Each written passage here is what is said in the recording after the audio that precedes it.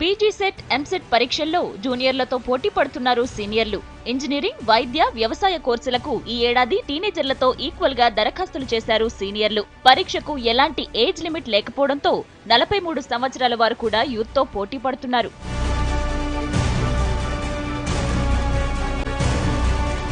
వ్యవసాయ, వైద్య పరీక్షలు రాసేందుకు 2,82,690 మంది దరఖాస్తులు చేశారు.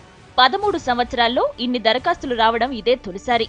వీరిలో 993 మంది విద్యార్థులు విద్యా, వ్యవసాయ కాలేజీల్లో గతేడాది చేరి చదువుతున్నవారే కావడం విశేషం. గవర్నమెంట్ కాలేజీల్లో చదవాలనే ఆసక్తి, బీడీఎస్ పై ఆసక్తి లేకపోవడంతో మళ్లీ ఎంసెట్ రాయడానికి విద్యార్థులు ఎక్కువ ఇష్టపడుతున్నారని తెలిపారు అధికారులు. వీరిలో అధిక శాతం 20 నుంచి 30 సంవత్సరాల మధ్య వయసు వారే ఇంజనీరింగ్, వైద్య విద్యలకు అప్లై చేశారు. వీరితో పాటు 15 సంవత్సరాల వయసు ఉన్నవారు కూడా ప్రత్యేక అనుమతితో పరీక్ష రాయడానికి సిద్ధమవుతున్నారు. లాస్ట్ ఇయర్ తో పోలిస్తే ఫైన్ తో ఎగ్జామ్ కట్టిన వారి సంఖ్య కూడా భారీగానే పెరిగింది.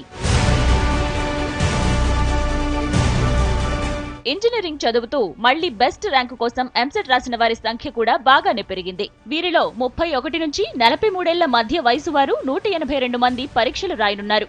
4 సార్లు ఎంసెట్ రాస్తున్న వారు కూడా ఈ ఏడాది భారీగానే ఉన్నారని స్పష్టం చేశారు అధికారులు.